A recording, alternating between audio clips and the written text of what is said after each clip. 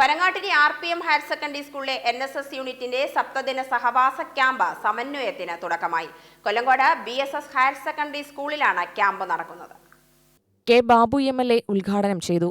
പഠിക്കുന്ന കാലത്ത് യൗവനയുക്തമായ പ്രായത്തിൽ ചോര തിളയ്ക്കുന്ന പ്രായത്തിൽ കുട്ടികൾക്ക് സാമൂഹ്യ സേവനത്തിലൂടെ ദേശീയ ബോധത്തിൽ എത്തിക്കുക എന്ന ലക്ഷ്യത്തോടുകൂടി ഇത്തരം ഒരു സംഘടനകൾ രൂപീകരിക്കപ്പെടേണ്ടതാണ് എന്ന് ചിന്തിക്കുന്നത് അദ്ദേഹമാണ്. അദ്ദേഹം ഡോക്ടർ S. രാധാകൃഷ്ണൻ കമ്മീഷനിലെ ഒരു അംഗമായിരുന്നു.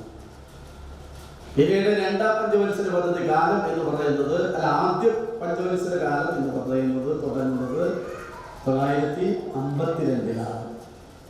അങ്ങനെ ഒരു പഞ്ചവത്സര കാലഘട്ടം ആരംഭിക്കുമ്പോൾ തന്നെ നെഹ്റു ഇന്ത്യയിലെ വിവിധ സംസ്ഥാനങ്ങളിലെ മുഖ്യമന്ത്രിമാർക്കൊക്കെ കത്തെഴുതി കുട്ടികൾ പഠിക്കുന്ന സമയത്ത് കുട്ടികളും യുവാക്കളും ദേശീയത ഉയർത്തിപ്പിടിക്കാൻ കഴിയാവുന്ന തരത്തിൽ പഠനത്തിൻ്റെ ഭാഗമായി ഒരു മാനുവൽ വർക്ക് തൊഴിൽ ചെയ്യാൻ സന്നദ്ധതയും ഒരു കമ്മ്യൂണിറ്റി സർവീസ് നടത്താൻ അവർക്ക് കഴിയുന്ന തരത്തിലേക്ക് വരണം എന്ന് പറഞ്ഞിരുന്നു. ഗ്രാമപഞ്ചായത്ത് പ്രസിഡന്റ് K. സത്യപാൽ അധ്യക്ഷനായി.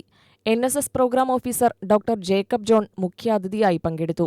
Regional programme coordinator N. Rajesh സന്ദേശം നൽകി.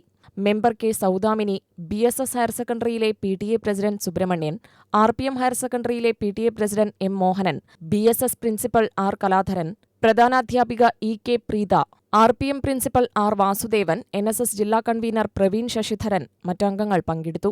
RPM principal P. Bijosh Kumar സ്വാഗതവും programme officer S. Fanish Lal നന്ദിയും പറഞ്ഞു. UTV news, Palakkad.